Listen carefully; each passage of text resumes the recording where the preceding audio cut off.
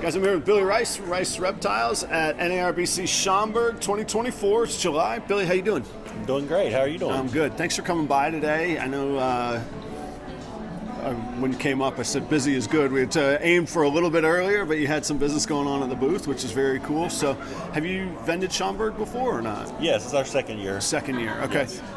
And then what other shows do you focus on? I know I've seen you at some like Jacksonville Repticon in Florida, and then some of these bigger national shows. Yeah, we've done one Jacksonville Repticon. Tried to get in the next time, but we kind of missed it there. So we also have done one Tampa Repticon, but we do the Daytona show as well. Sure. So we do all the NARBCs and then mainly the Daytona show too. Okay, gotcha. And for those of the people that don't know, where are you based out of? We're based out of Homerville, Georgia. Yeah. It's South Georgia, so it's in between Waycross and Valdosta, Georgia, in the extreme south, almost on the Florida line. Got it. I was talking to your wife earlier. My family is from Valdosta. My dad went to Lowndes High. Parents met at Valdosta State and all that. Cool. Yeah. So I got some roots there. Living in Minnesota now, so stranger in a strange land these days. But so we're a very small town, very rural. Yeah. So we're a 2 red light town. So okay, very cool. Small. All right. Well, you're getting bigger then. Yeah, You're up to 2, right? Yeah. It was one for a lot of years. Yeah. Very good. So you had a really public brand launch. You were one of the very first people to, or maybe the only person still, to partner with Justin in the way that you have. And so you've had like this spotlight on you, whether you wanted it or not. Yeah. Probably scrutiny. You probably hear crap that you're like, they don't even know what they're talking about. I'm sure there's all sorts of opinions. How's the industry been for you? What's been exciting? What's not been exciting? What do you talk about? Some impressions from the past couple of years of that? Well, the past 2 years have been kind of a roller coaster ride. So some of the best animals that we bought from Justin to start with before the partnership, we had bought over 100 and something animals from him. Okay. So we've just become really good customers of Justin's for a long time and good friends. Yeah. Family values all the same. We love their family. So we ended up wanting to work together. So with quad recessives and triple recessives like we're having now, it's good to have numbers so we can jointly work together on projects and things like that. Yeah. And kind of get our numbers up. Mm-hmm. So we the launch of the business was kind of crazy. Like once we partnered up, like it brought it, like there was a lot that come into the massive collection. traffic. It was about a year and a half process. So even though we announced we were partners, it was like another year and a half of just transitioning our collections together. Yeah. How many? What's the scale of like female breeders, for example? Ballpark. I would say. So this year we're going to have about 100 clutches. Okay. So around 150 females, somewhere in that area. Yeah. But piles of females that are young and growing out, subadult side. So right now in the whole back rack alone, we have probably a good 60-something breeders or females growing out, subadults. And so this year, so in the past, everything we've kind of sold a lot of our animals and bought the things that we needed. Right. This year we're starting to make way more of our own holdbacks. You're holding them back instead of buying forward kind of deal? Yep. And then say, what would be the 3 to 5 year, I don't know about capacity, but the growth vision on, say, the number of females or the quality, quantity that you're producing? Yeah, within 5 years, I would like to be at least 200 clutches or so. We don't really care about the volume. We're not really interested in that. We're interested in just really high-end, great quality stuff. Right, and getting there. And you talked about needing the numbers to do that because you're wagering things against the odds. That's right. Sometimes the numbers hedge. I wouldn't say they hedge the odds. You're never going to change the odds, but you have more opportunities. You increase your odds by reducing the chances of having the lower end animals. It's like doing I do a lot of shows. Some are up, some are down. That's fine. And over time, you're gonna level that out. Right.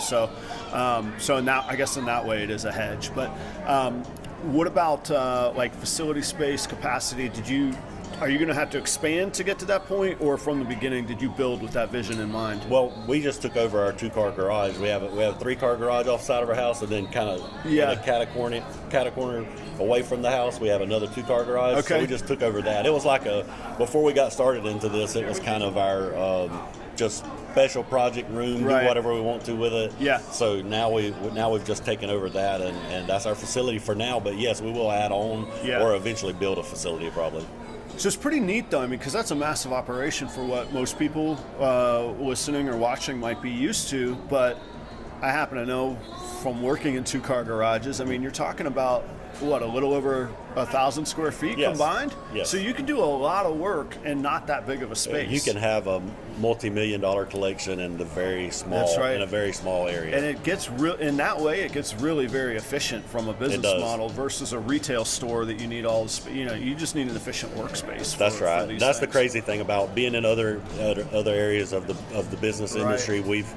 This is the thing that we see with reptiles, is just the profit margins are so much better, and especially if you stay with really good quality and high-end animals. Yeah, and the sort of the square foot, it's not the square foot, but the footprint that you need to be able to do that, and especially the technology, the rack systems. I'm finding the same thing in the rodents. My rodent facility is 80 square feet, 8 by 10. That's it.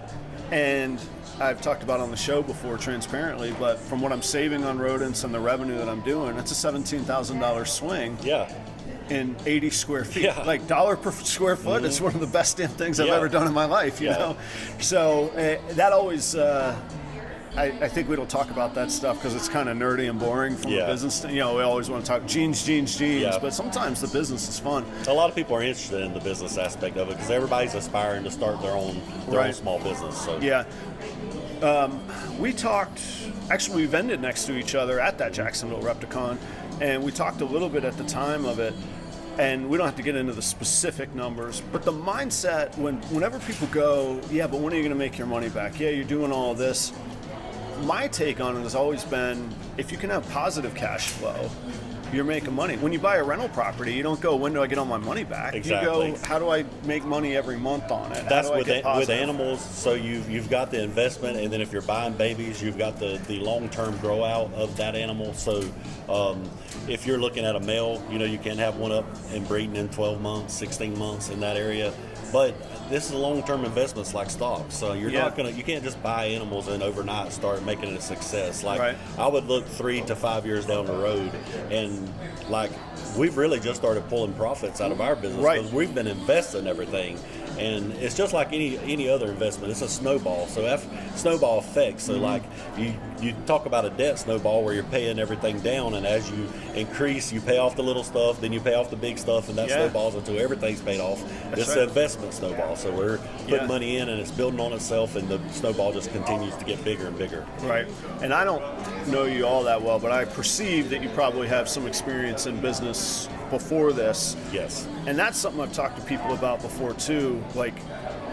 Learn as you go, but if you've already had the experience and you've already had the sleepless nights and you've already had the oh my gosh, what am I going to do to stay alive moments, very much, then you've got that experience. That's a skill set that you've already stacked that you're coming in with, and I think people forget about that sometimes too. That's something that in the reptile industry, as hobbyists and animal lovers, we have to keep in mind that because we love it, we're not necessarily going to be great at the business side of it. Right. So if you love the animals and you want to work with animals and you want to have a business, make sure you educate yourself not as much in the animals as you do in the business side of it. Absolutely.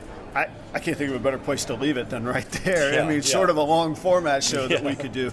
But Billy, thanks so much for your time today. I appreciate it. I wish you the best, and I look forward to our paths crossing again in the future. Thanks for coming by today. Thank you. Thanks so much. All right. There you go.